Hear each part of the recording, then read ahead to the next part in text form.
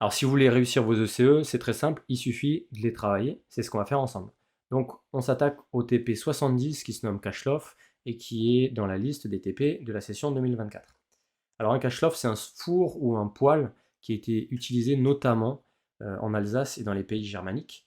Et on va essayer d'étudier le matériau qui serait susceptible d'accumuler l'énergie et qui pourrait être utilisé pour un Kachloff, donc afin que le transfert thermique dure relativement longtemps. C'était une des spécificités justement du Kachloff, c'est qu'il arrivait à libérer de la chaleur un peu plus tard.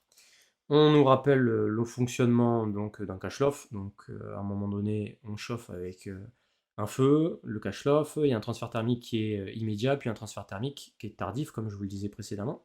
On a notre courbe qui nous présente la durée de restitution d'un poêle de masse. Et deux formules qui sont intéressantes dans ce cadre-là, parce que pour le coup, elles sont carrément hors programme, donc il ne faut surtout pas les apprendre par cœur.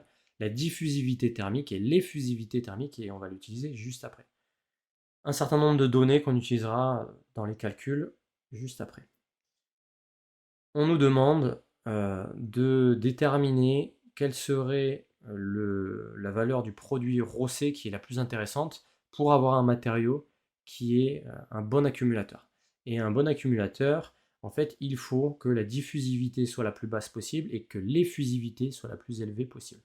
Donc pour répondre à cette question, on revient à la page précédente et on voit que le produit ρ fois C, il est au dénominateur. Et donc lorsque sa valeur est grande, la diffusivité, elle, est petite. Et c'est l'inverse pour l'effusivité. On voit que ρ fois C est au numérateur, donc lorsque ρ fois C est grand, E est grand aussi.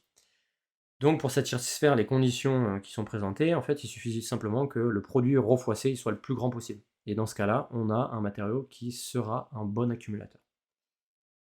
Ensuite, on nous demande de proposer un protocole pour déterminer la masse volumique du matériau à tester en utilisant une éprouvette graduée, une balance et de l'eau. Le matériau, moi j'ai fixé que c'était du carrelage, alors c'est ce que j'avais fait avec mes élèves en TP. On a fait une vidéo spécifique pour cette manipulation, je vous la mettrai en lien ou alors je la reposterai en mettant complément vidéo 70. Il suffit de peser la masse du matériau à l'aide d'une balance. Dans une éprouvette graduée, on met un certain volume d'eau, par exemple 50 ml. On va introduire le matériau dans cette éprouvette graduée et le niveau d'eau va augmenter, forcément. On mesure le nouveau volume et on fait la différence entre le volume final et le volume initial. Si on a 65 ml à la fin et 50 ml au début, on a un volume correspondant au matériau de 15 ml. Ensuite, on applique la formule qui est très connue, ρ est égal à m divisé par v. Ici, voici des résultats que j'avais obtenus avec mes élèves. Donc pour 64,47 grammes de carrelage avec un volume de 27,7 et on obtenait une masse volumique de 2,33 grammes millilitres moins 1. Vous aurez forcément des valeurs différentes, mais c'est pour vous donner une idée de ce qu'on pourrait obtenir. Ensuite, on nous demande de peser les morceaux, de les plonger dans un bain chaud et d'attendre que l'eau bout. Et pendant ce temps-là, on vous recommande de continuer à lire l'énoncé pour ne pas perdre de temps.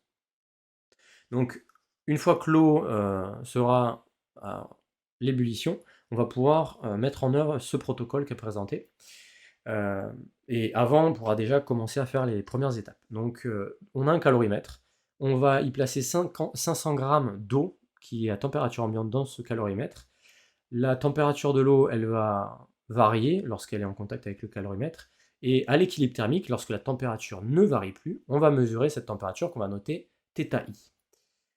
Ensuite, une fois que l'eau dans notre bain chaud bout, on va pouvoir sortir le carrelage et le placer dans l'eau qui est contenue dans notre calorimètre.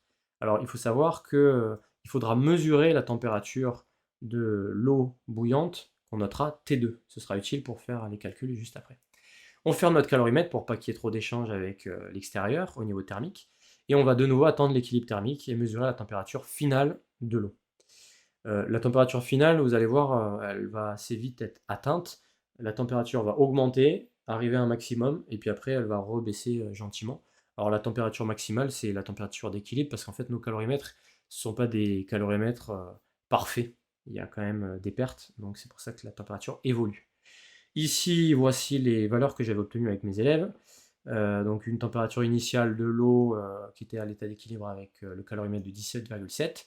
On avait pris de l'eau qui était à une haute température 90 degrés, on avait sorti le carrelage et on l'a placé dans notre calorimètre et on obtient à la fin une température finale de 20,5 degrés Celsius. Pour la suite, on nous demande de déterminer ce qu'on appelle la capacité thermique massique du matériau. Et vous avez beaucoup de chance parce qu'avant, il y avait plus de questions. Dans la version 2023, on devait déterminer la capacité du calorimètre, on devait établir cette formule, et c'est ce qui fait que le TP devait être quasiment infaisable par des élèves, même s'ils étaient brillants. C'est pour ça qu'il y a eu un ajustement en 2024, vous êtes chanceux, tant mieux pour vous. Donc on applique la formule qui est présentée, et ici ça nous donne 0,56 joules Kelvin-1 par kilogramme. Voilà, donc c'est pour vous donner un ordre de grandeur, hein. Ce sera sûrement différent pour vous.